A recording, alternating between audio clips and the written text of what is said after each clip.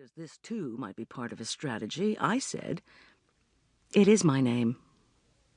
Kareem nodded. "So I discovered. To answer your question, yes, I have heard from my New York office. They were able to reach the chief of police in your hometown. He told them the whole story. It answered most of the doubts that had arisen in my mind. The expensive labels on the clothes in your suitcases, the receipts from 4-star hotels. The insurance came to a considerable amount, didn't it?" Jordan's movement was slight, but his father caught it. "Shut up, Jordan. I'm not accusing the girl of murder. It was an accident, a car crash. Wasn't it, Miss Tradescant?"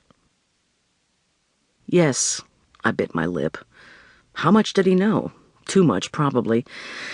Wrigley was a small town, and the sheriff had been, a friend of my father's. He'd have been too awed by Kareem's name to keep anything back, even if he hadn't been one of the world's most enthusiastic gossips. It was as if I had spoken aloud. Kareem's smile broadened. "Sheriff McMillan's a nice fellow.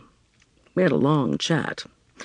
You are 25 years of age, an only child. You have a bachelor's degree in education from a small college within commuting distance of Wrigley. Until last fall, you lived at home and taught American history and English literature in the local high school.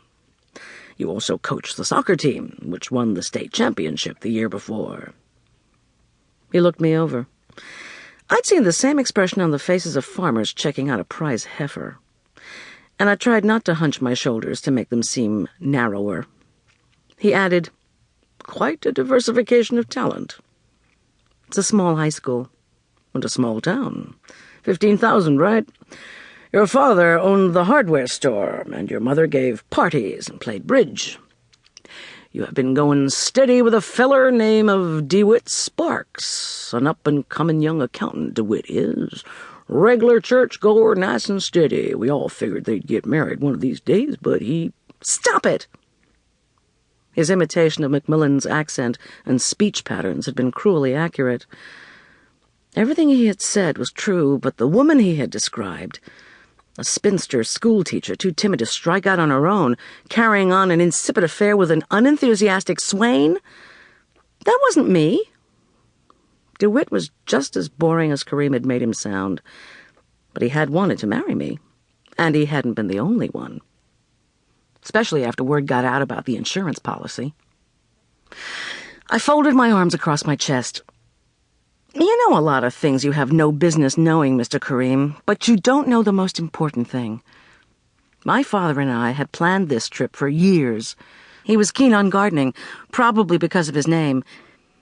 He believed we were descended from John Tradescant, the famous 17th century English gardener."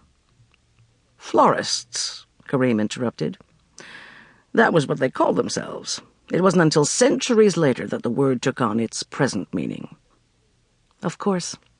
I expect you know as much about him as I do. There was a newspaper story about your purchase of this place and your intention of restoring the gardens. Did you find the clipping in my purse, along with my passport and driver's license and other informative documents?" My father clipped everything he could find that had to do with old gardens, and this project was of particular interest to him. According to legend, this garden was the first project of John Tradescant the Elder. He went on to design gardens for the Earl of Salisbury, the Duke of Buckingham, and finally King Charles I. His son, John the Younger, also worked here. You've done your homework. I told you, my father and I took some landscaping courses. That didn't surprise him either. He probably knew how much I weighed at birth, and when I had lost my virginity. "Are you descended from John Tradescant?" he asked. "I doubt it. We never found a direct connection." "The name is unusual, though.